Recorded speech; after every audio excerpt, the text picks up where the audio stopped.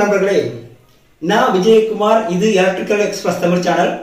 இந்த பதிவுல நான் பார்க்க போறது இந்த போர்ட் சுவிட்சை எப்படி பக்கா சேஃப்டியா பயன்படுத்துவது அப்படின்னு சொல்லிட்டு தான் பார்க்க போறோம்.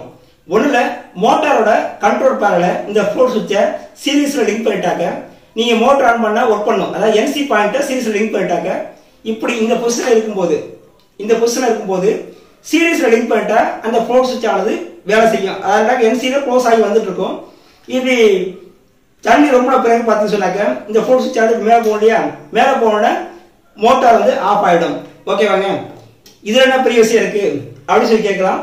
ஒன்றும் இல்லைங்க, இந்த போர்ட் சுவிட்சுக்கு 230 வோல்ட் சப்ளை கொடுத்து நாம கண்ட்ரோல் பண்ணும்போது என்ன நடக்கும்னு கேட்டாக்க ஒரு சில இடங்கள்ல current leakage, power supply leakage வந்து அந்த தண்ணியில பட்டு அதனால வந்து ஷார்ட் உணரக்கூடிய வாய்ப்புகள் உண்டு.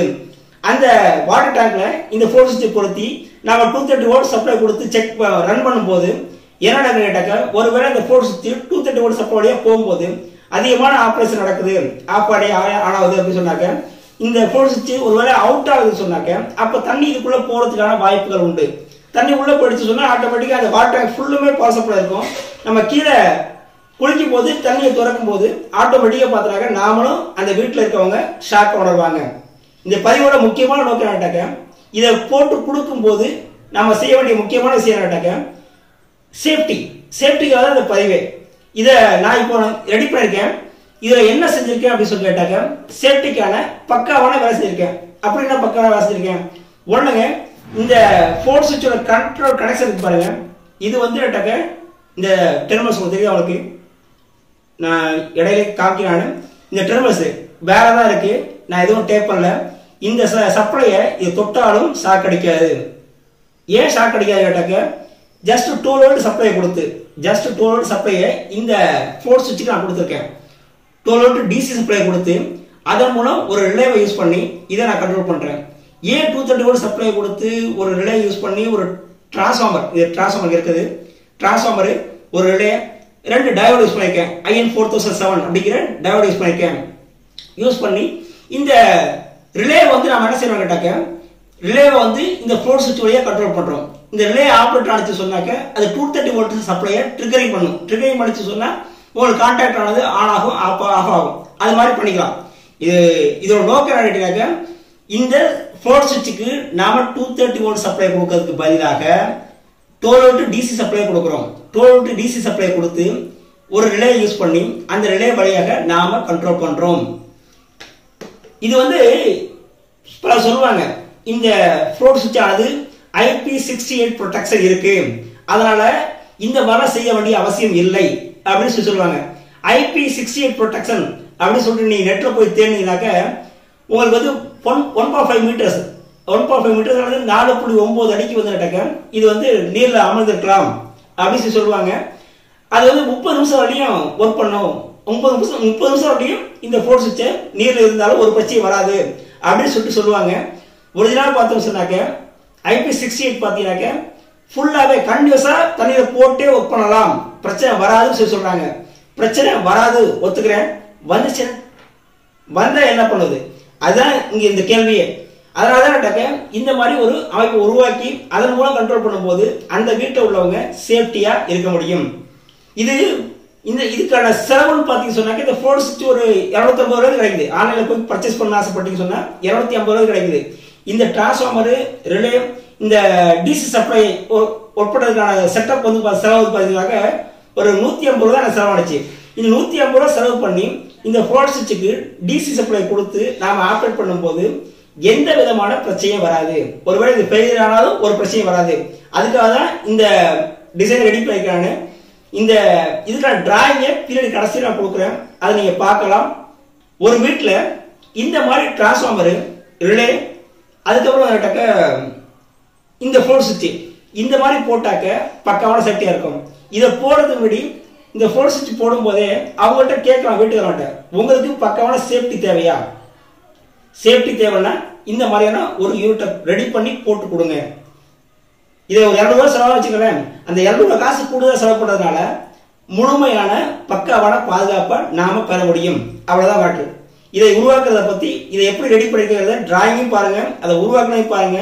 உருவாக்குனது ரொம்ப ரொம்ப லென்த்தாக இருந்துச்சு. அதனால் அதை கொஞ்சம் முடிஞ்ச அளவுக்கு குறைச்சி ரெடி பண்ணி போடுறேன். அதை சேர்த்து பாருங்கள். வாங்க பார்க்கலாம். அந்த போர்டு ரெடி பண்ண வீடியோவை நான் கவனித்தேன். அது கிட்டத்தட்ட 30 நிமிஷம் ஆகிருக்கு. 30 நிமிஷம் அந்த வீடியோ போட்டாக்க உட்காந்து பார்க்க ரொம்ப சிரமமாக இருக்கும். ஸோ சர்க்யூட் டயக்ராம் வைஸாக உங்களுக்கு எக்ஸ்பிளைன் பண்ணுறதுன்னு முடிவு பண்ணிட்டேன். ஸோ ஒன்றில் இந்த ஏரியாவானது டிரான்ஸ்ஃபார்மர். இது வந்து டிரான்ஸ்ஃபார்மர் 230 வோல்ட் சப்ளை கொடுக்குறோம் இல்லையா, இது டிரான்ஸ்ஃபார்மரு. இது சென்ட்ரல் டைப் டிரான்ஸ்ஃபார்மர்னால 0, 12, 12 அப்படின்னு சொல்லிட்டு கிடைக்கும். ஸோ இந்த 2 பாயிண்ட் 12 வோல்ட்டு, இந்த 2 பாயிண்ட் 12 வோல்ட்டு. இது வந்து ஜஸ்ட் ஒரு ஃபுல் ரெக்டிஃபையர். அதாவது சென்ட்ரல் டைப் டிரான்ஸ்ஃபார்மர் இல்லாமல் ஜஸ்ட் 2 வயர்ஸ் மட்டும் அந்த டிரான்ஸ்ஃபார்மர் இருந்துச்சுன்னு சொன்னால் நீங்கள் பிரிட்ஜ் ரெக்டிஃபையரை யூஸ் பண்ணலாம். பிரிட்ஜ் ரெக்டிஃபையர்னால் 4 டயோடு போட்டு டிசியை மாற்றுறது. இது ஃபுல் வே கொண்டுறதுக்காண்டி 2 டயோடு யூஸ் பண்ணியிருக்கோம். ஸோ இந்த சைடில் ஒரு டயோடு, இங்கே ஒரு டயோடு, இந்த 2ஐயும் கொண்டு வந்து ஒன்றா லிங்க் பண்ண வேண்டியது. அதாவது 12 வோல்ட் சப்ளையில் 1, இது 2 டயோடு, அதை லிங்க் பண்ணிக்க வேண்டியது.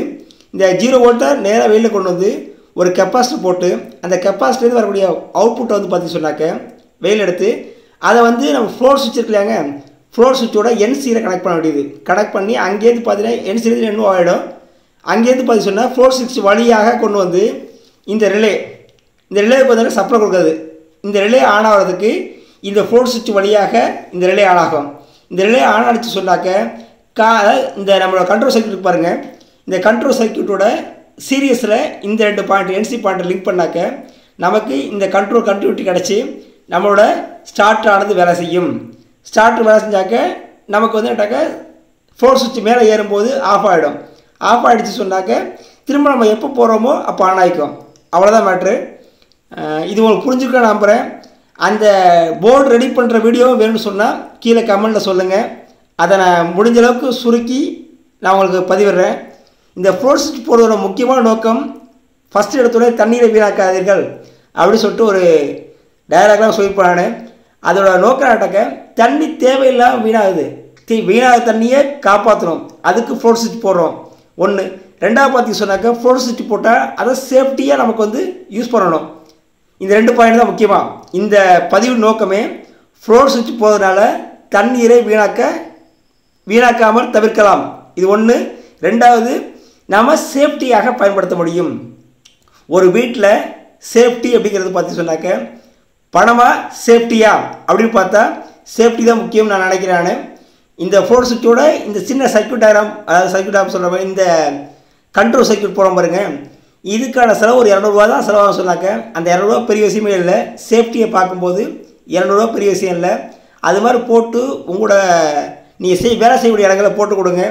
அந்த வீட்டில் உள்ளவங்க சேஃப்டியாக இருக்கட்டும்.